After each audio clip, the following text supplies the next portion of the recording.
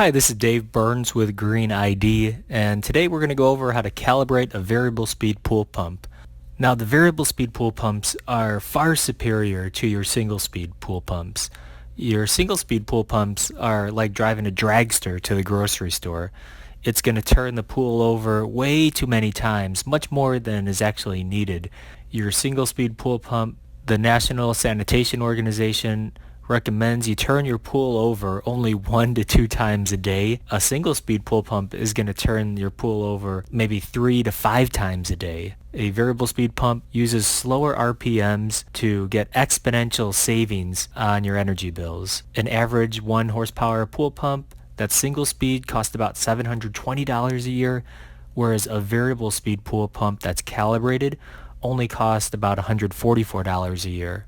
So why bother calibrating in the first place? You may think, I got a variable speed pool pump, I can just kind of set it and forget it. It doesn't need to be calibrated. Well, by calibrating your pool pump, you're going to get the greatest potential for energy savings. You're going to maximize your savings by avoiding wasting energy from overturning your pool. And after a calibration, your pool pump's going to run a lot quieter when it's on those low speeds. We're going to do a quick and dirty way to calibrate your pool, and there's going to be 4 steps to do this. In step 1, you're going to calculate your pool volume in gallons. Step 2 is going to be establish a turnover schedule based on the table that we're going to show you. Step 3 is to establish a high-speed cleaning flow rate. And then in the last step, you're going to establish a filtration low-speed flow rate. So let's go to step 1, just calculating your pool volume.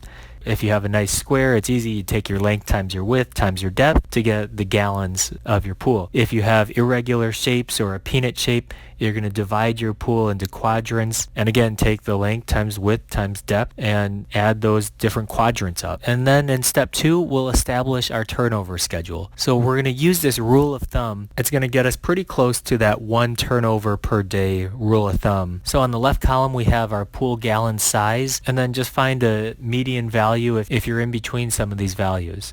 In the middle column is our low speed filtration hours. So these are the hours that you're going to set your pool pump to run on low speed. And we call this filtration speed because it's going to filter the water. The water spends more time over the filter, which gives you a cleaner pool, but you're not actually going to see your pool cleaner climb up the walls. And then in the last column is going to be the hours that you're going to put your pool pump on high speed for cleaning. A rule of thumb is to go 8 hours minimum. So you can see you don't meet your 8 hours minimum with a 10,000 gallon pool. However, to turn it over once a day, you only need 3 hours on low speed and 1 hour on high speed. You want to do probably 4 and 4. 4 hours on low speed and 4 hours on high speed for the smaller pools. For a 20,000 gallon pool, you're going to do 6 hours on low speed, 2 hours on high speed. For a 30,000 gallon pool, you'll do 8 hours on low speed and 4 on high speed. And then for a 40,000 gallon pool, you'll do 11 on low speed and 5 hours on cleaning or high speed. Now in step 3, we're going to establish our high speed, and you're going to do a little trial and error here. You're play with your speed and the valve that controls if the water is moving from the cleaner or if it's moving from the surface scrubbers, and play with this amount. There's no right answer here. We're just doing general rules of thumb.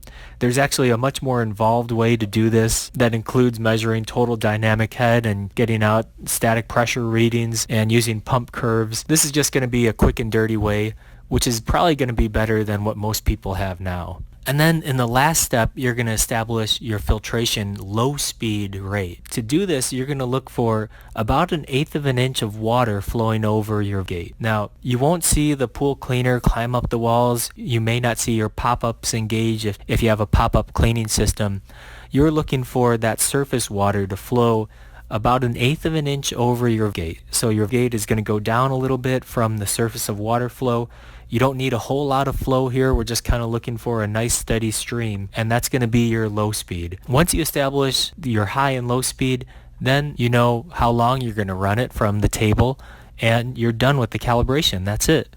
But it's going to get you in the zone of the 1 to 2 turnovers per day. So you're not going to overturn your pool. You're going to get a clean pool, and you're going to maximize your energy savings. And if you've tried reducing your energy bills and you've even installed this variable speed pool pump with no luck, you still have high bills, it may be a good idea to start looking in the attic or the ductwork to see where we could save some more money on your bills. This has been Dave Burns with Green ID, wishing you happy savings.